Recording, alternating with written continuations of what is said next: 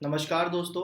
भारतीय राज्य व्यवस्था में अक्सर एक सवाल पर बहुत चर्चा होती है और वो सवाल ये है, क्या मौलिक अधिकारों में संशोधन किया जा सकता है। और ये सवाल आज से नहीं बल्कि पिछले कई वर्षों से लगातार चर्चा में रहा है। तो क्या हम मौलिक अधिकारों में संशोधन कर सकते हैं? अब इसे जानने के लिए अगर हम भारतीय संविधान का अनुच्छेद 13 देखें तो आर्टिकल 13 क्या कहता है। आर्टिकल 13 कहता है मौलिक अधिकारों से असंगत होने वाली जो विधियां हैं उनको शून्य घोषित किया जाएगा। यानी कि वे विधियां जो मौलिक अधिकारों से असंगत हैं उनको शून्य घोषित किया जाएगा, चाहे वे विधियां आजादी से पहले की हों चाहे वे विधियां आजादी के बाद की हों। यानी कि अगर कोई कानून मौलिक अधिकारों को शून्य करता है, अगर कोई कानून मौलिक अधिकारों को न्यून करता है तो उसे क्या किया जा सकता है, उसे शून्य घोषित किया जा सकता है। तो ऐसे में सवाल ये है, क्या यहाँ पर आर्टिकल 13 में जो विधि शब्द का इस्तेमाल किया गया है उस विधि शब्द के अंतर्गत संविधान संशोधन है कि नहीं है। तो यही मामला सबसे पहले उठता है शंकरी प्रसाद मामले में।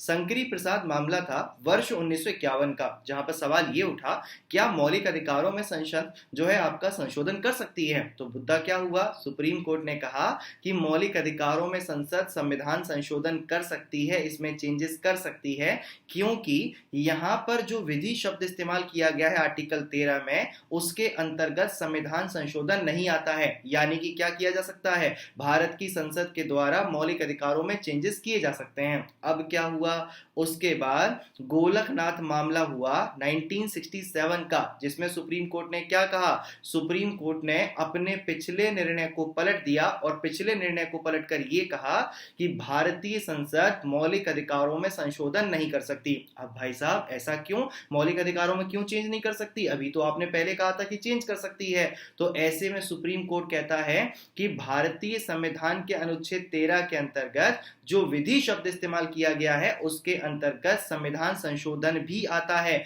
यानी कि सामान्य विधियां ही नहीं, संविधान संशोधन भी मौलिक अधिकारों को न्यून नहीं कर सकते, मौलिक अधिकारों को अल्प नहीं कर सकते। और अगर ऐसा करने वाला संविधान संशोधन आता है तो क्या किया जा सकता है, तो उसे शून्य घोषित किया जा सकता है।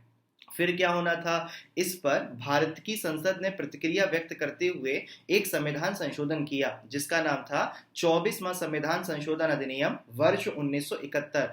24 में संविधान संशोधन अधिनियम के माध्यम से आर्टिकल 13 और आर्टिकल 368 में परिवर्तन कर दिया गया। आर्टिकल 368 किससे संबंधित है, संविधान संशोधन संबंधित है। और क्या करा दिया गया, आर्टिकल 13 और 368 का भाई साहब तलाक करा दिया गया। यानी कि 13 से कह दिया गया तुम 368 से दूर रहोगे और 368 से कह दिया गया तुम 13 से दूर रहोगे। यानी कि ये कहा गया कि आर्टिकल 13 में जो विधि शब्द इस्तेमाल किया गया है या आर्टिकल 13 में जो बातें कही गई हैं वो 368 के तहत जो प्रक्रिया अपनाई जाएगी उस प्रक्रिया पर लागू नहीं होगा। यानी कि कुल मिला के हम मौलिक अधिकारों में संशोधन कर सकते हैं, ये कहना चाहता था 24वां संविधान संशोधन। और आर्टिकल 368 में भी चेंज करके कह दिया गया कि इस प्रक्रिया के ऊपर प्रभाव नहीं पड़ने वाला 13 में कही गई बात का। अब क्या होता है, उसके बाद ये मुद्दा उठता है केशवानंद भारती मामले में वर्ष 1973 में, जिसमें सुप्रीम कोर्ट कहता है कि भाई साहब संसद ने 24वां संविधान संशोधन किया है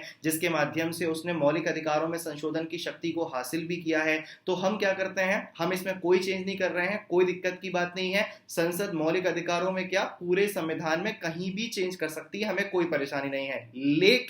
लेकिन संसद क्या नहीं कर सकती, लेकिन संसद संविधान के मौलिक ढांचे में कोई परिवर्तन नहीं कर सकती। यानी एक नया कॉन्सेप्ट दिया भारत के उच्चतम न्यायालय ने और ये कॉन्सेप्ट था संविधान के मौलिक ढांचे का, यानी कि संविधान की मूल विशेषताओं का। तो सुप्रीम कोर्ट कहता है कि संसद पूरे संविधान में कहीं भी परिवर्तन कर सकती है परंतु संविधान के मौलिक ढांचे में परिवर्तन नहीं कर सकती। यानी कि बेटा अब आपके मौलिक अधिकारों में संशोधन किया जा सकता है पर आपके मौलिक अधिकारों के ऐसे भागों में कोई संशोधन नहीं किया जा सकता जो आपके संविधान के मौलिक ढांचे के हिस्से हैं। जैसे अगर हम बात करें भारतीय संविधान का अनुच्छेद 14 है जो रूल ऑफ द लॉ के बारे में बात करता है, कानून के शासन के बारे में बात करता है, ये संविधान के मौलिक ढांचे का हिस्सा है, इसमें कोई परिवर्तन नहीं कर सकते। जैसे अगर हम भारतीय संविधान के अनुच्छेद 32 की बात करें जिसमें संवैधानिक उपचार के अधिकार की बात की गई है, यह भी संविधान के मौलिक ढांचे का हिस्सा है, इसमें भी कोई परिवर्तन नहीं कर सकते।